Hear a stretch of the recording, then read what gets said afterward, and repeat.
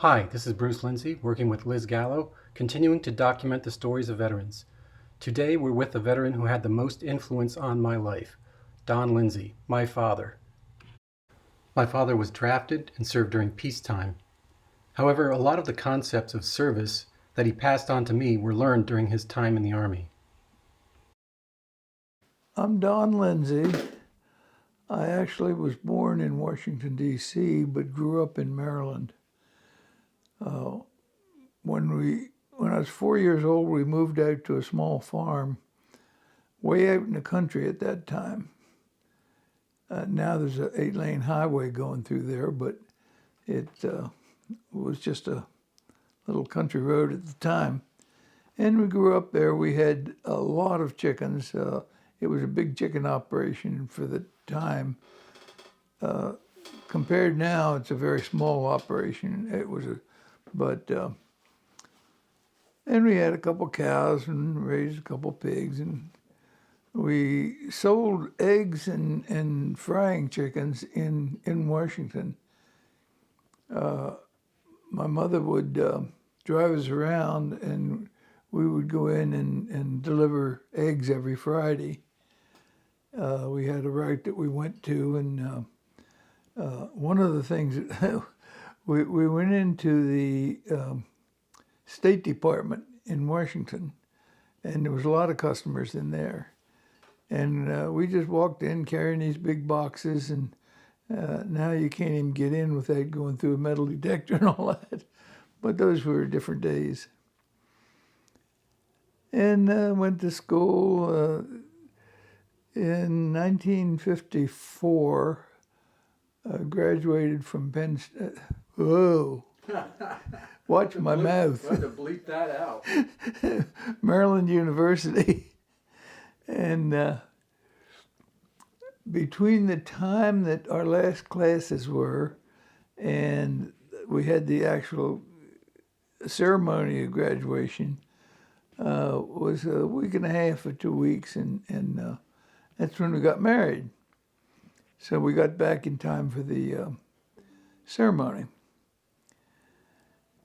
And I had been working on a beef farm, Angus farm, in the neighborhood, feeding the show cattle mostly, and helping out with the herd. We had about 200 head of Angus. And after I graduated, he wanted me to go full time, and he built onto a log cabin that was on the site. And he built a kitchen, bath, bedroom, and so forth. It was a really, really nice little place. And we moved in there after we were married, and my wife was working too. And we were happily, lived happily ever after, we thought. Now, about this time, I don't know when it was, but about this time, they canceled all deferments because everybody had to had to register for the draft. And as long as you were going to school, you were deferred, and some other things too. But they canceled all deferments, and so as soon as you got out of school, you were subject to being drafted. And actually, I don't remember, shortly after we graduated, why I had to take my physical, because I'd never taken a physical. I wasn't worried about going into the military at all because I had dislocated shoulder 4 or 5 different times, and the doctors told me that I would definitely never go in the military. So I never even gave it a thought. So I went to my physical, and a couple weeks later, I got the mail, and there was a couple of big brown envelopes in it. And so I opened the first one. Fortunately, I did it in the right order, because this was on about a Tuesday, I believe. And I opened it up, and it said, congratulations, you passed your physical, you're 1A, you're subject to military service at any time you're called up. And I thought, now that's a surprise. And I'd always heard that government did things in duplicate, so I thought the other one was going to say the same thing. So I opened up the second envelope, and I got the second surprise of the day. It said report to work, report to Monday morning. So I had less than a week from the time that I hadn't even planned to be in the military until I was in. And it happened that was February the 8th. And my plan was to go to Rockville with my wife and watch her being sworn in as a citizen. She was from Canada, and she was getting sworn in as a citizen that day. Well, she went to Rockville, I went to Silver Spring. She was sworn in as a citizen, I was sworn into the military. And so things changed rapidly that week. We went down to Jacksonville, Fort Jackson, I guess, the recruitment center, and they gave us some tests and so forth, and gave us our permanent duty site, which was Camp Gordon, Georgia. And we had addresses and so forth. And we got on a bus one day, and the bus sat there and sat there and sat there. And along about noon, they got us off the bus to feed us. And then they put us back in the barracks overnight. So we didn't go anywhere. The next day we got on the bus again. We sat there for a while, and finally we took off. And we were driving along, and somebody was looking out the window, and they said, hey, that sign just said we were entering Alabama. And that certainly wasn't the way to get to Georgia. So we didn't know where we were going. And we ended up near Dothan, Alabama, southern part of Alabama, in Camp Rucker. Camp Rucker was a World War II post that had been abandoned ever since the war. And we moved in. What happened is that when they canceled all deferments, all of a sudden they had all kinds of people that they didn't know what to do with. And so they said there was about 1,000 of us that they put down into this Camp Rucker. And we opened up the camp and cleaned up the barracks, which were a mess, and went through the whole process. And of course, there was no cadre, training cadre or anything there. So we didn't know what we were going to be doing. And we found out that the 351st RCT had been in Trieste, Austria. And they were right up against the line, Russian line. And a majority of the people that were in that were getting out. Their enlistments were up and so forth. The ones that were left were the sergeants that were career sergeants, just happened to be all black, but they had been in there, and they would tell tales about in the middle of the night, all the diesel engines would start up, and they'd hear them coming, and they would come right up to the line and stop. And they said they don't know how many times they did this, but just periodically. But they never knew if they were going to stop or not. So they had to be ready for them. Anyway, these were the sergeants that were in charge of our training. So we went through a form of boot camp, I guess. We wore our boots out because we were tramping around all the time. And I would say of the number of people that went down to Camp Rucker, a good 50% or more were college graduates, which for any one group, I think was probably a pretty high number. So anyway, these sergeants, they ran us through, we had platoon deals, we had company deals, and we were working into regimental training. And we would go charging up a hill with live ammunition in our M1s and our BARs, and they would the other platoon, what do you call them? What were you in? Weapons platoon. Anyway, the 50 caliber machine guns and the mortars would be firing live rounds over our heads as we went up the hill. And we sort of got used to this, and it was a little scary at first. And but we did this day after day, it seemed like.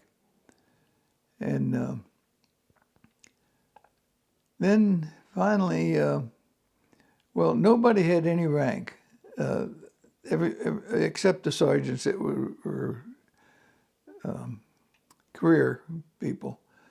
When we got off the bus, they said, "Well, you're a company clerk, you're a mail clerk, you're a supply deal, you're something else." And so they appointed, they said, "Okay, you 9 guys go over there, you're in the first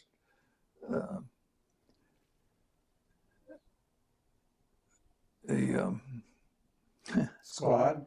first squad, yeah. And the next one, they were in the second squad, and then they would appoint a squad leader. And this was fine because nobody knew anything anyway. Well, some of the college graduates had 2 years of ROTC. It depended on where they went. At Maryland, it was mandatory that everybody had the first 2 years in ROTC, but Maryland at that time only had Air Force ROTC. So if you couldn't pass the Air Force physical, then you couldn't take the second 2 years. So we had a little bit of military. We knew how to march and all that kind of stuff. And so we went through all this training, and the second lieutenants were just out of school also. And they were just as green as we were. They didn't know much more than what we did, and especially the ones that had been some of the ROTC deals. But we got along fine. I had a couple guys that I got pretty good friends with, and we didn't even know that we weren't supposed to talk to the lieutenants. And I told my lieutenant, I said, "I bet I know what your name was, your nickname was." And he said, "What was that?" I said, "I bet they called you Sonny." He said, "How'd you know that?" I said, "Well, that's just a good name for you because that's what I'd call you." And it was interesting because he was going to teach us to march. Now, he said, you start off with your right foot, and you have to keep going. And so all day we practiced starting out with our right foot. And the next morning, before we got started, I got him to decide. I said, you might be right, but I said, I've been in a lot of parades and a lot of different things, and when you're marching, you always start out with your left foot. Oh, he said, I think you're right. So we backed off and tried our left foot after that. But anyway, we went through this stuff, and long about September of that year, we found out that we were going to be parceled out to the 3rd Division in Fort Benning. There was a nationwide maneuver that was being planned, and it included every parcel of the Army that they have. There were tank divisions, there were artillery, there were the hospital deals. Everybody was on this maneuver. And we went into Louisiana, and we went all the way across the western part of Louisiana into Texas, crossed the Red River a couple times. And since they had, the bridges had been blown up, supposedly, so we had to go across the river in boats and so forth, which was all part of the deal. And we were there over 3 months, and this was in the fall, and some of the days were pretty hot. But anyway, in that 3-month time, again, to be like a combat situation, we got to change clothes once and take one hot shower in the time in that 3 months. So it was a scruffy bunch at the time. And we'd be going around, and the 82nd Airborne were the aggressors, and they were chasing us. And we had some go-rounds with them, but my lieutenant got after us after a while, but when we put sand in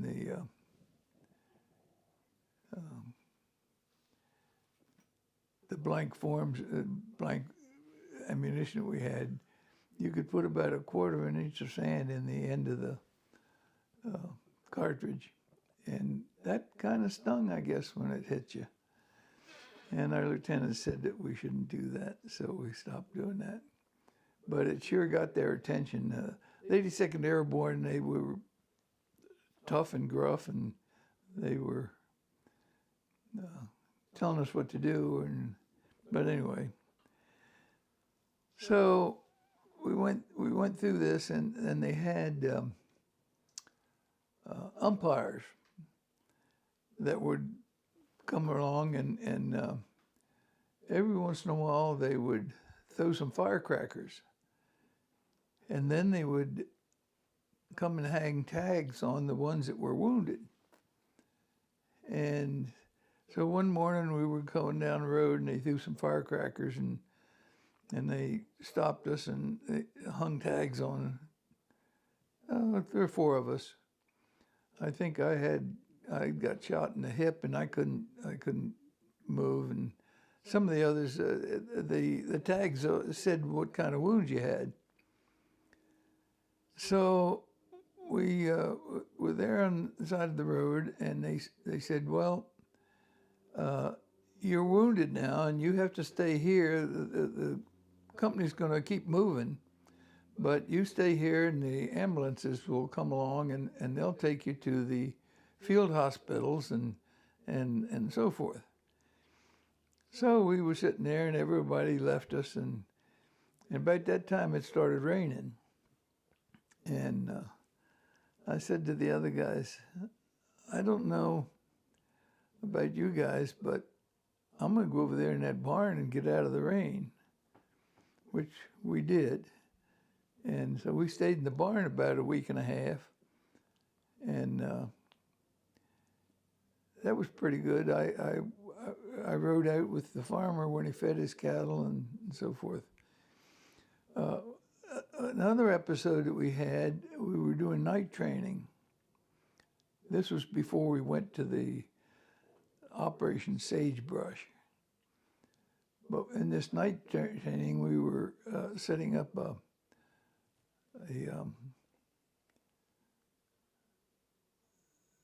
surprise, what do you call it? Ambush. And we were laying there in the dark, and this fellow was coming down the middle of the road, and my squad leader said, I'm going to get him. So he jumped up and he ran out to the road and he grabbed this guy and threw him down on the ground and said, you're captured. And there was some vile words being spoken that I had hardly ever heard before.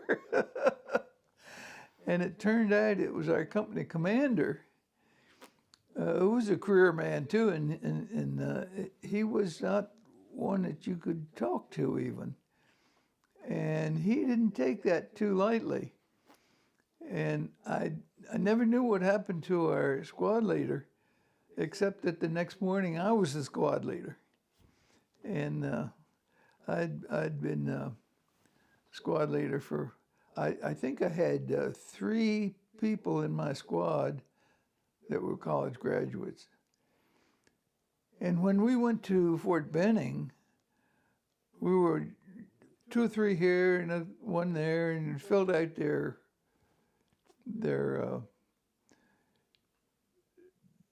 forces.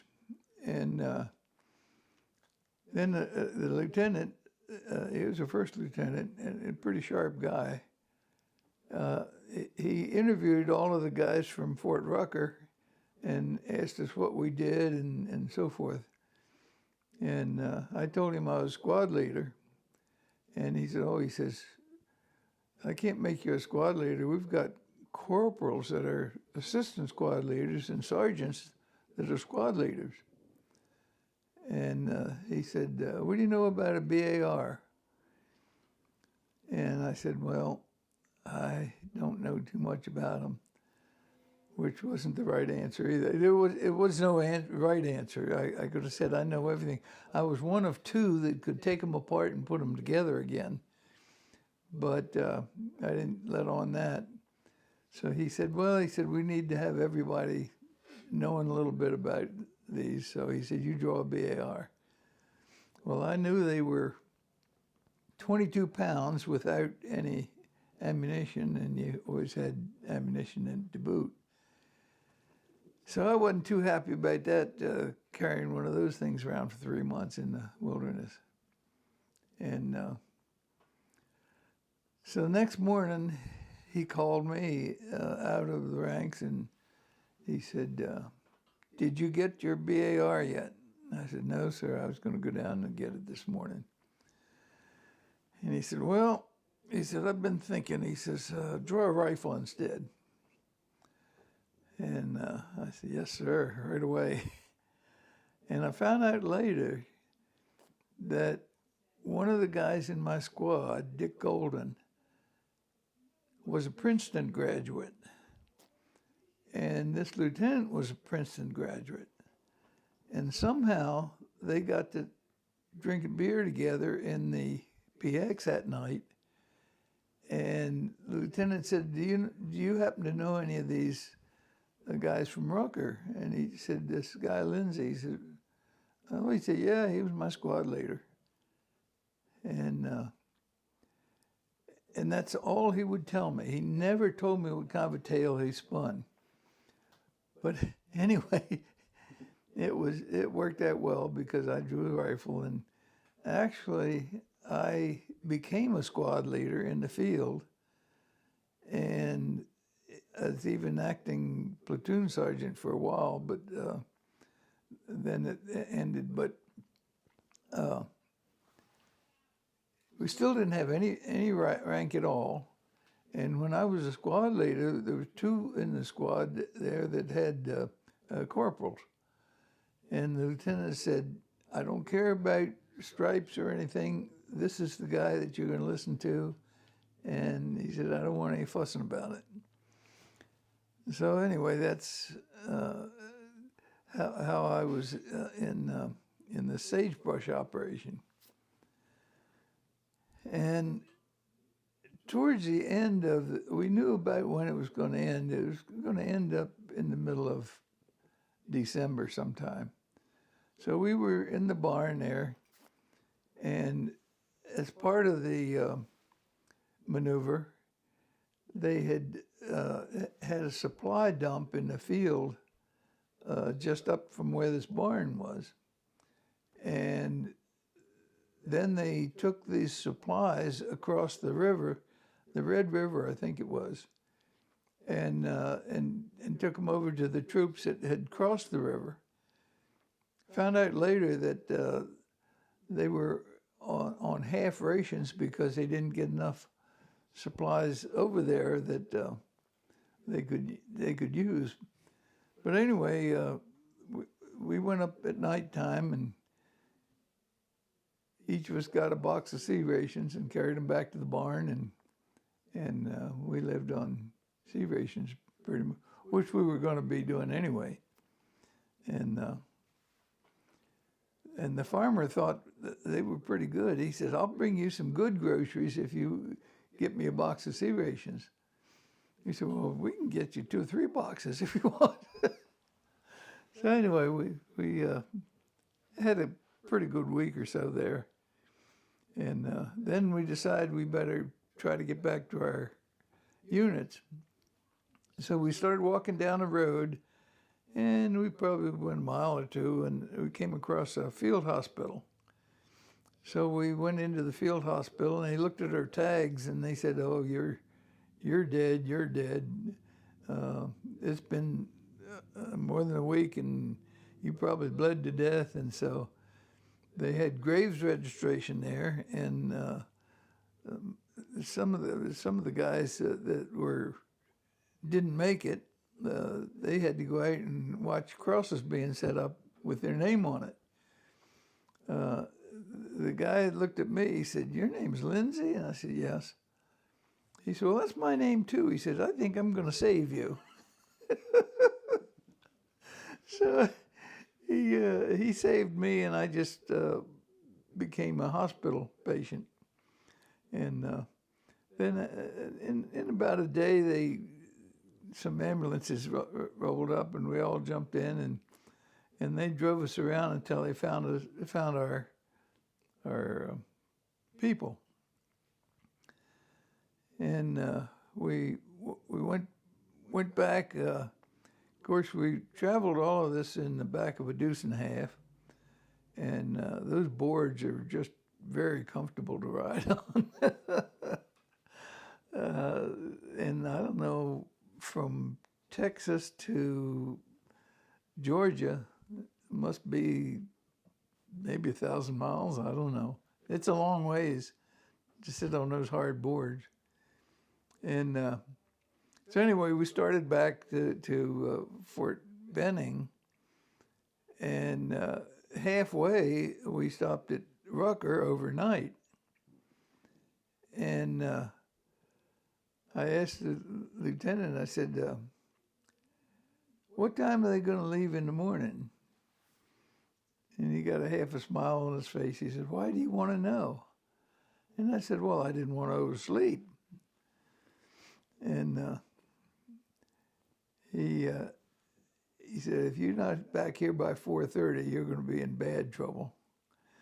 So I went up, got on the phone, and called my wife, and she came and got me. And I took a shower and put clean clothes on and got a good meal, and she brought me back in the morning, and we all got on the truck, and I said, you guys can't sit near me. I said, you're filthy, you're dirty, or you smell bad. and they gave me a hard time. But anyway, we got back, and then we had to ride all the way back again to get back to Fort Rucker. And it is Fort Rucker now, because after the infantry opened up everything, they made it the Air Force, Army branch of the Air Force. And basically there were helicopter training pilots and mechanics. And we didn't realize it at the time, but they were developing maneuvers that they used in Vietnam later, because they would take the infantry, and maybe they'd lay us 3 or 4 of us out on stretchers, and then they would try to see how many they could get on the different brands of helicopters.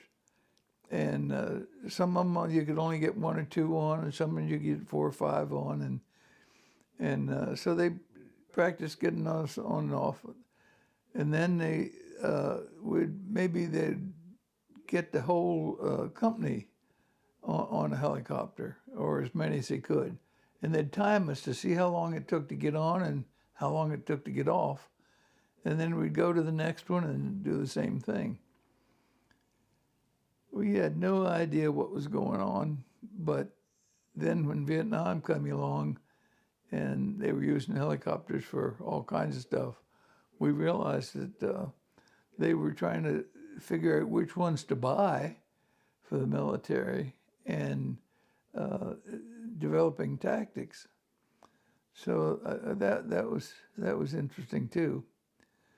So anyway, we got back to Fort Rucker and went back to our training. And one day I was swinging across a ravine on a rope, and I dislocated my shoulder, and I dropped down into the ravine, and up until that time, I had always been able to twist my arm back in and get it back in place.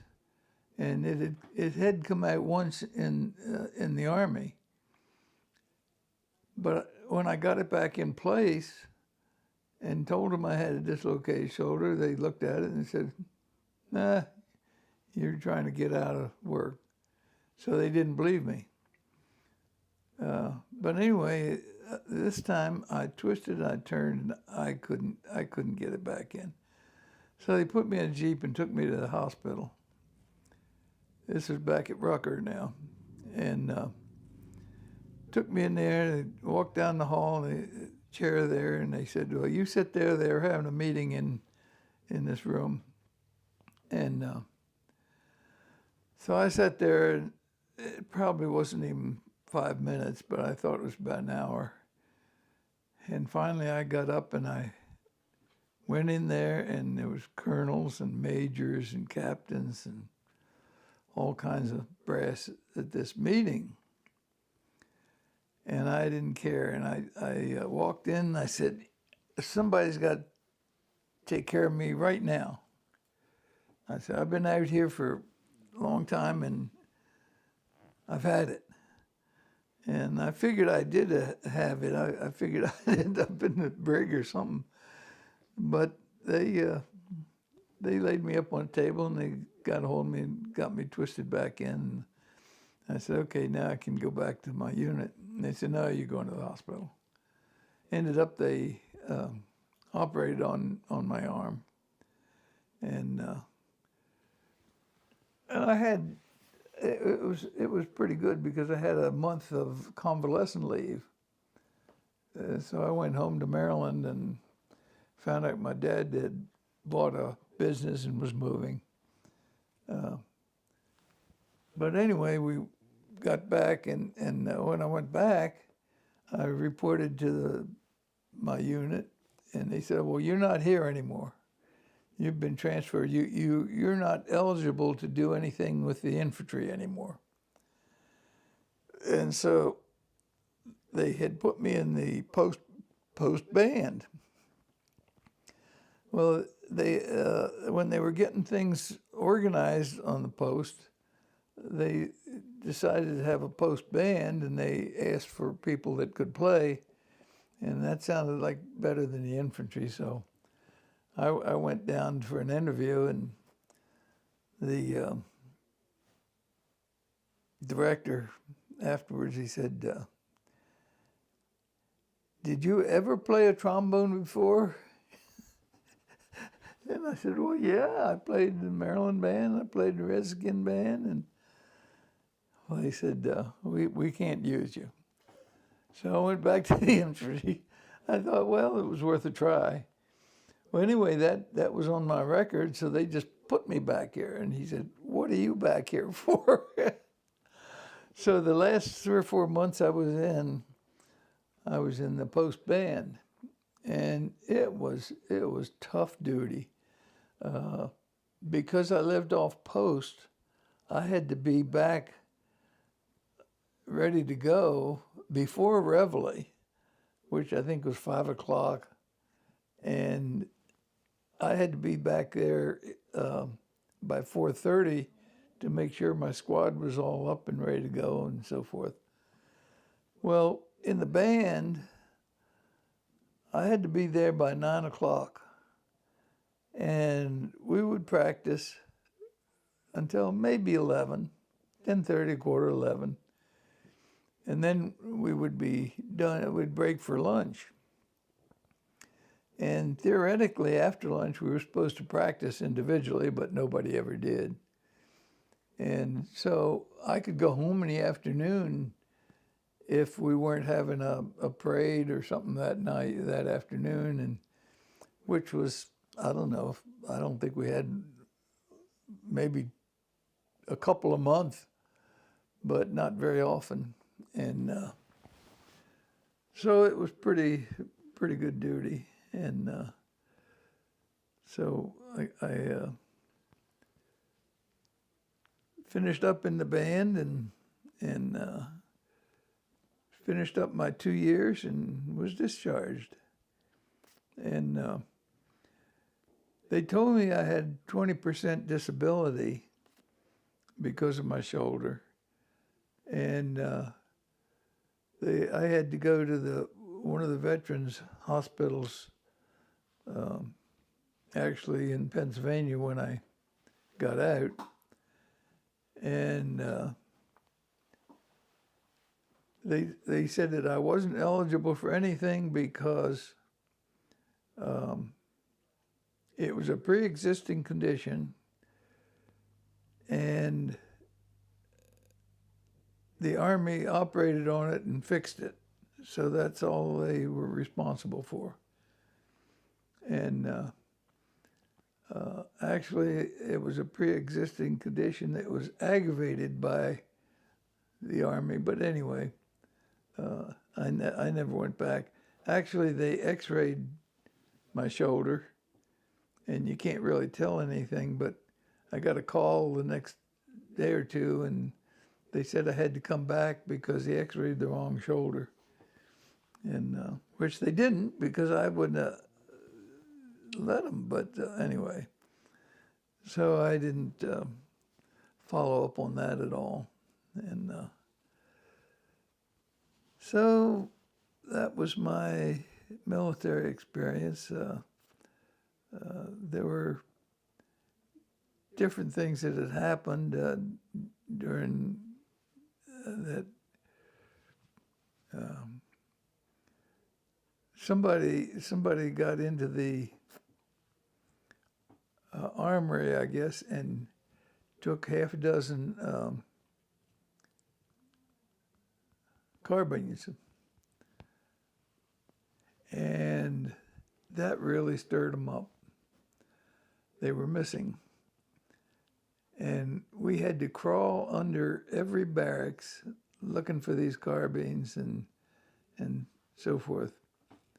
And by the time we were all getting out, and this had happened 5 or 6 months earlier, one of the guys in the band who was a great banjo player, he said, I envied you guys crawling out of the barracks there because of the snakes and stuff. But he said that night, those carbines were in the back of my car and they were back in Georgia. And he said they never would have found them. So there's a couple of things like that. Was he planning on keeping them, or? Yeah, he was gonna keep them. Probably he would sell them to somebody, or I don't know what he was gonna do with them, but he thought they would make good souvenirs or something. So your experience was 2 years. You went in 1955? Yes. And got out in 57? Yeah, there was another deal on that too. I went in February of 55, and I found out that in January 31st of 55, all GI benefits were canceled.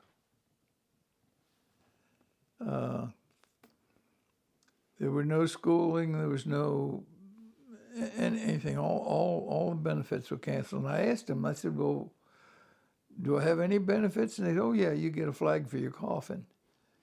And that was it. Now, when Vietnam came along, they had to reinstall a lot of those, and of course they still have them now. But when we went in, I guess that was part of this deal where they canceled all deferments, and they had they canceled all of the benefits at the same time. So, As far as that time period of your life, were there anything that you can remember or think of that you learned that you carried on through the rest of your life? well, I think that the military experience was good, and even before that, I felt that everybody that male and female that got out of high school should spend at least a minimum of 1 year, and 2 years would be better, doing some kind of work, not necessarily military, but military would have been good. But so I just thought that it was a good experience, and everybody should, because some of the guys that we were with were from Center City, Philadelphia, and they were terrified of the dark. Not necessarily the dark, but when we were out in the field, and it got dark, and they were just terrified. They didn't know what to do, and they would. One guy literally ran away. He ran into the woods, and we had to chase him down to catch him. And he was wailing and carrying on, but a lot of those folks that were Center City people, they just it was so foreign to them that they just were terrorized. So no, I felt that, and I did get some leadership pointers. I think not that I was necessarily a good leader after that, but I think it had helped some, and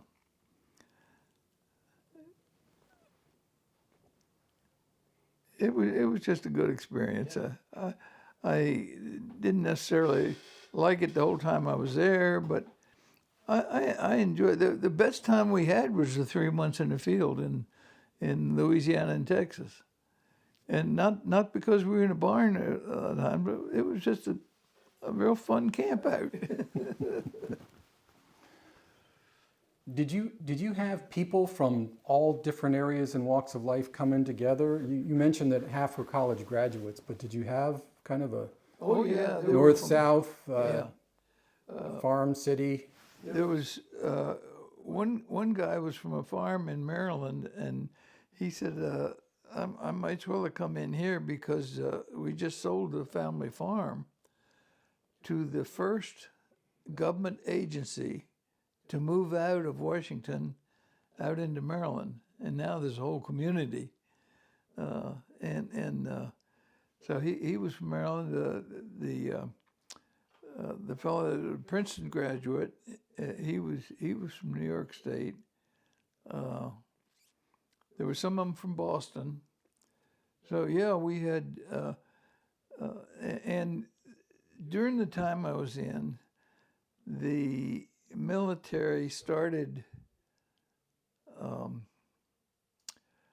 non-discrimination, I guess you'd call it, integration, and they did a couple other things too. They decided that everybody should have a high school degree or a GED. So one time they were lined up, and he said, "Okay, now everybody that does not have a high school degree, step out." Well, every one of the non-coms sergeants stepped out, and there was a couple dozen. We had one guy that was a true Southerner. He didn't get along with people. He kept a double-bladed razor blade, a double-sided razor blade in his pocket. And he could go in his pocket and get that between his fingers, and he could slap you both ways. And he said, "I've had to do that 2 or 3 times," and he said, "It draws a lot of blood." And I mean, he was a redneck Southerner, and so yeah, we had a lot of variety, and there were some blacks that were not the nom-coms, but and it really aggravated me when these so-called smart college graduates didn't want to listen to the black sergeants.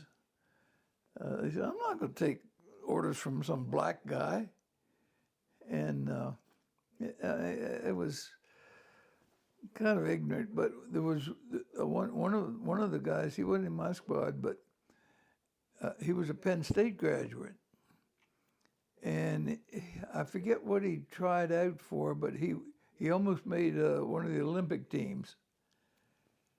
And big guy, nice, just as nice as anything. And dumb me, I asked him one day, I said, "You never go on the weekends, you never go to town, you never go out of the barracks." He said, "Well, I'm not stupid." And I said, "What do you mean?" He said, I forget where he was from, but from somewhere in Pennsylvania. And he said, "I don't know the rules for blacks in southern Alabama." And he said, "If I didn't get off of the sidewalk when somebody was coming towards me, if I didn't get off the sidewalk in time, he said, I might never make it back to the barracks," which was true. There was guys that just disappeared. And, I guess that was one of the times I realized what problems the blacks had, especially in the South. And he said, "It's just easier to stay in the barracks." And I don't know. I probably would have kept up with some of the guys that I knew more if I'd have stayed in the infantry. But going over to the band, I lost track of a lot of them, and there was one guy, Capiola, and we would have these phys ed tests. and you had to do so many push-ups. You had to do so many chin-ups. You had to run and do it in a certain time. And I don't know, there's some other things too, but I could do the push-ups and however many you had to do. I couldn't do one chin-up, and I could only run the time. It took me about twice as long as. And at that time, we had a black lieutenant was in charge, and that guy. Well, he came in just about time we had finished our first 6 weeks of training, and we got a week off or something like that. And but he was great. He was the best officer we had the whole time I was in there. And but when we had these tests, he would get alongside of you, and he would do them. If you had to do 10 pull-ups, he would do 10 right with you. And but this Capitola was the only guy that was 100%. He maxed out on everything, and he was pretty good. And we had another guy that they made him a squad leader, and that really went to his head. He thought he was a brigadier general or something, and his squad was bad.